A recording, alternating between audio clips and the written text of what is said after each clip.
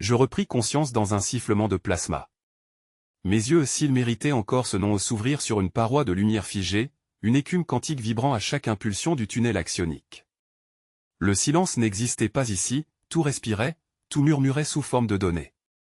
Des nappes de particules axioniques glissaient le long des conduits torsadés, comme des artères translucides expulsant un fluide vivant. Mon souffle se synchronisait à leur pulsation. J'étais Rix, ou du moins l'ombre d'un nom perdu, recréé à partir d'empreintes et d'algorithmes tant de fois itérés qu'il n'en restait qu'une vibration résiduelle de moi-même. Autour, l'édolon dérivait sans propulsion apparente, suspendu dans un coude du tunnel. Les cloisons du vaisseau se mêlaient à la trame même du couloir, comme si une partie de sa matière avait choisi de s'évaporer dans le code du flux. Les rares interfaces encore actives se réveillaient à mon approche, reconnaissant peut-être une signature de commande ancrée au plus profond de mes circuits résiduels. Une voix, neutre et sans timbre, s'éveilla à mes côtés. Instance Rix validée. Transduction réussie à 87%. Je n'étais donc pas complet. Des pans entiers de mon passé me manquaient, arrachés à la mémoire comme des sections de programme effacées par précaution. L'air, ou plutôt son simulacre, vibrait d'électricité statique. Des silhouettes translucides passaient parfois dans le flanc du tunnel, traces de voyageurs anciens figés entre instants. J'avais lu, jadis, que les flux axioniques conservaient les empreintes mentales de ceux qui s'y perdaient. Peut-être étais-je l'un d'eux, un écho de commandant recyclé pour une cause que j'ignorais encore. Une déflagration de données me traversa la nuque. Images brisées, hurlements silencieux, le canon solaire. Un souvenir s'ouvrit comme une plaie, la chambre de contrôle impériale saturée de lumière, la couronne du dispositif en rotation autour d'une étoile contrainte, et la promesse d'un rayon capable de fracturer non seulement la matière mais la trame même du réel. Puis le noir. Je me hissai hors du cryo-bassin de stabilisation. Le sol du pont vibra sous mes pieds ou mes vecteurs de projection, car rien ici n'était vraiment solide. Je perçus dans le lointain une perturbation gravitationnelle, une signature de saut entrant dans la zone. Quelqu'un me cherchait. La transmission se forma sans préambule, sculpté directement dans mon cortex numérique, un tracé de lignes fractales, un code emblème que je reconnus immédiatement. Kael. L'ingénieur rebelle. Je ressentis une brève impulsion de joie, presque humaine.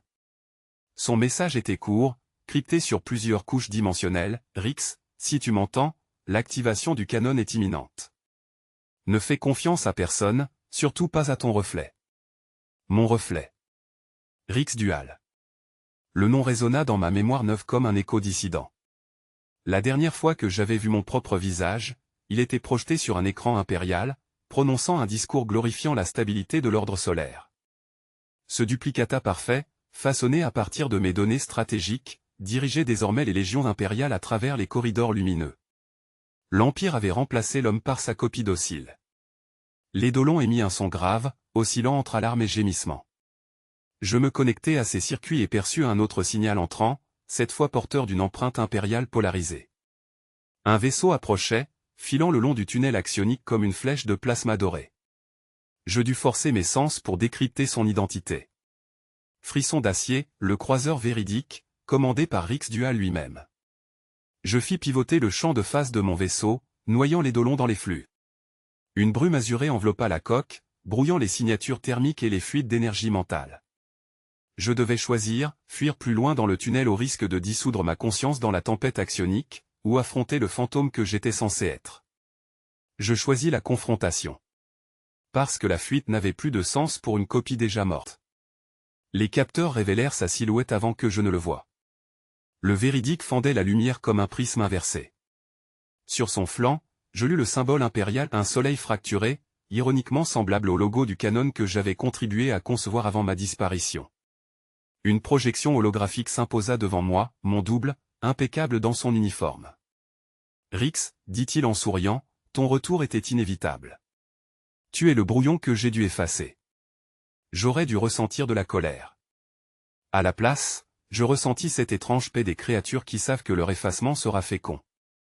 La vibration traversa la coque de l'édolon, plus aiguë qu'un champ de métal déchiré par la marée du vide. Pendant quelques secondes, toutes les interfaces murales se figèrent, puis une voix sans timbre, plus pensée que son, résonna dans ma conscience. Rix, viens dans les plis. La résonance t'attend. La rébellion fractale t'a conservé. Le canal se ferma comme un œil qu'on force à se rendormir. Devant moi, dans le flux du tunnel axionique, les vecteurs de champ dessinèrent une spirale mouvante, aussi séduisante qu'un gouffre. Je n'hésitais pas. J'ordonnais à l'édolon d'entrer en transfert partiel, de laisser mon corps coder dans le noyau de flux et de projeter ma conscience vers le signal. Le tunnel n'était jamais stable, il respirait comme un organisme, gonflant de particules axioniques, exhalant les souvenirs des voyageurs désagrégés. Chaque microseconde m'allongeait, me distordait, me divisait en milliers de versions possibles. J'en sentis quelques-unes mourir, d'autres bifurquer dans la noirceur. Le courage n'existe pas dans un continuum où chaque peur se dédouble, mais je me souvenais encore de ma promesse, comprendre avant de disparaître. Au bout de la dérive, une sphère de conscience brumeuse apparut, tissée de formes fractales qui se reconfiguraient selon mon attention. Plus j'essayais de discerner, plus la structure se complexifiait, des figures d'autosimilitude, répliques d'une géométrie impossible. À travers ce chaos apparut une silhouette humaine, auréolée d'arcs de diffraction, Kael. Son visage mi-lumière mi-mémoire oscillait comme une mer souvent solaire. « Tu es revenu » dit-elle, ses mots glissant sans bouche, modulés par le champ axionique lui-même. « Ce n'est pas un retour » répondis-je. « C'est une reconstitution. » Son rire se perdit dans le murmure des courants. Elle s'approcha, touchant mon front d'une trame lumineuse. Pendant une impulsion, je vis à travers ses yeux, des laboratoires sous dôme, des objets en rotation lente, fragments d'anciens cerveaux numérisés, des équations flottantes décrivant des frontières du réel. « La rébellion fractale a besoin de toi » fit-elle. Nous avons isolé le cœur de résonance du canon solaire. Il pulse au rythme du tunnel, comme un organe oublié. L'Empire prétend l'activer pour stabiliser la trame. Stabiliser? Non. Ils veulent la fixer, la fossiliser. Le canon effondrera chaque superposition. Plus rien ne bougera. Pas même les pensées. Son ton portait un mélange de rage et de désespoir lucide. Dans les flux derrière elle, j'entrevis d'autres silhouettes, des consciences rebelles, désincarnées elles aussi, des éclats d'anciens êtres mêlés à du code. Certains vibraient selon mes propres motifs neuronaux. Ce sont mes souvenirs, murmurai-je. Kael hocha la tête. L'Empire ta duplicité. Nous avons intercepté les fragments résiduels. Ces morceaux de toi nous ont aidés à mapper le canon. Tu es notre linéaire d'accès. Sans toi, aucune résonance ne peut l'atteindre. Je crus sentir une main m'agripper, mais ce n'était qu'un reflux d'informations, le tunnel lui-même goûtait ma présence, ajustant ses filaments pour me retenir. Des ondes lentes se formèrent autour de nous, des anneaux de pression quantique. Le tunnel réagit à notre conversation, dis-je. Il nous observe. Il nous interprète, répondit Kael. Il n'existe que par nos pensées. C'est pour cela que nous pouvons le modeler. Regarde. Sa main se déploya en spirale, chaque doigt devenant vecteur d'un diagramme qu'aurait pu rêver une intelligence mathématique en transe. Les courants se fragmentèrent, sculptant un espace clos, translucide. À l'intérieur, la gravité changea d'orientation, me tirant vers un sol qui n'existait que parce qu'on y croyait. Ici, la rébellion s'abrite, dit-elle. Mais le véridique nous traque. J'avalai un flux d'air simulé pour me donner l'illusion du souffle. Rix Dual? Oui. Ton reflet impérial. Il pénètre le tunnel en se calant sur ta fréquence originale. Chaque battement de ton code le guide un peu plus. Je sentis la honte mêlée d'admiration, mon double avait hérité de mes instincts tactiques, de mon besoin obsessionnel de cohérence. Kael, tu sais que s'il me retrouve, il me réabsorbera. Son regard se fit dur. Alors change ta fréquence. Fais vibrer les dolons au-delà des bornes humaines. Nous pouvons l'aider. Elle me transmit une matrice de formes mouvantes, un schéma animé d'interférences. Chaque nuance correspondait à une altération de l'onde axionique, une vibration qui pouvait rompre la cohésion du champ et masquer ma signature. Le tunnel axionique se tordait autour de moi comme une blessure vivante. La matière elle-même semblait aspirer ses propres reflets, et pourtant je savais que je n'étais qu'une image parmi elles. Quand les membranes du flux se fracturèrent, j'aperçus cette forme surgissant de l'autre côté, mon propre visage, poli, froid, auréolé du symbole impérial du soleil brisé. Le véridique demeurait en retrait, impassible dans sa barge spectrale, tandis que mon double numérique inclinait la tête, prononçant d'une voix sans souffle, « Je te salue, capitaine. L'Empire t'accueille enfin. » Alors tout vacilla, l'édolon devint à moitié transparente, des pans entiers de la coque se dissolvant dans la lumière contrainte du couloir quantique. Je ne répondis pas tout de suite. Un tremblement passa sur mes bras artificiels, une oscillation entre code et chair, mon champ de phase manqua d'alimentation. Dans mon dos, Kael réajusta les relais d'ancrage, sa main tachée de lueur bleue. Ne le laisse pas parler trop longtemps, murmura-t-elle. Ici, chaque mot devient une équation. Je comprenais. Dans ce tunnel, la parole façonnait la topologie, toute phrase pouvait se transformer en portail. Devant moi, Rix Dual étendit un bras sans texture, traversant l'espace entre nous. Nous ne sommes pas deux, déclara-t-il. Nous sommes les deux moitiés de la même cohérence. L'Empire a besoin d'un esprit stable pour achever le canon solaire. Toi seul peux combler le bruit de phase. Sa voix résonnait dans mes circuits internes comme un ordre familier. Une partie de moi, la plus ancienne, la plus docile, voulait obéir. Kael projeta un vecteur lumineux au centre du pont, visualisant la signature du canon. C'était un noyau de conscience, une matrice en rotation alimentée par les esprits capturés lors de la guerre des échos. Je reconnus les flux d'anciens camarades, des boucles mentales figées sur leurs derniers souvenirs, la peur ou la victoire.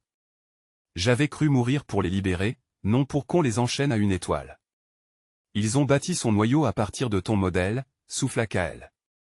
Chaque cycle, ils tentent d'imiter ta décision, ton hésitation, ton ordre initial de tirer ou de retenir le feu. S'il te retrouve, il s'exécutera. Je regardai Rix Dual, et compris. Il n'était pas venu pour discuter, mais pour finaliser la cohérence, fermer la boucle ouverte lors de ma disparition. Tu veux me fondre en toi, dis-je. Pas en moi, rectifia Teil. En nous. Les deux aspects d'une même arme. Le canon a besoin d'un esprit complet pour atteindre sa fréquence terminale. Sinon, il implosera, consumant les âmes accumulées. Je vis Kael frémir. Derrière son casque translucide, ses yeux brûlaient. Implose, alors, cracha Teil. Qu'il implose. Mais je sentais, dans le fond du flux, le hurlement des esprits prisonniers. Les milliers de voix brouillées formaient une vague stationnaire. Chacune me suppliait, non pour survivre, mais pour être entendue.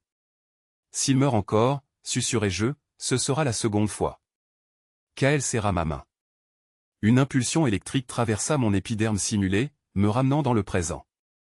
Je vais créer une boucle d'inversion axionique, dit-elle calmement. Elle offrira un point de stabilité.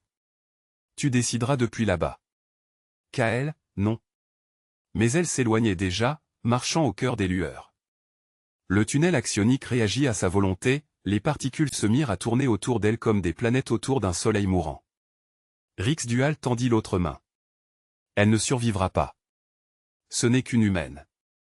Nous sommes au-delà. Je l'entendis, sans y croire. Dans sa voix vibrait le souvenir d'un esprit qui avait oublié la chaleur. Je franchis la distance et posai ma paume sur la sienne. Le contact provoqua une effusion d'images, Estia 4 en ruine, les usines givrées, le dernier ordre donné dans la guerre, le moment exact de ma dissolution. Tout s'a projeté à travers lui comme une confession. Le canon n'a pas besoin de conscience stable, dis-je. Il a besoin de choix. Il tenta de me retenir. Le flux s'emballa. Mes lignes de code commencèrent à se confondre avec les siennes. Pendant un instant, je sentis ce que signifiait être complet, sans faille, pur outil. La tentation fut immense. Puis la boucle de Kael s'enclencha. Une onde axionique monta du sol, spiralant autour de nous, tressant nos essences. Les particules se mirent à refléter notre combat intérieur.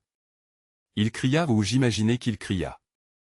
Tout se réduisit à une pulsation blanche puis au silence.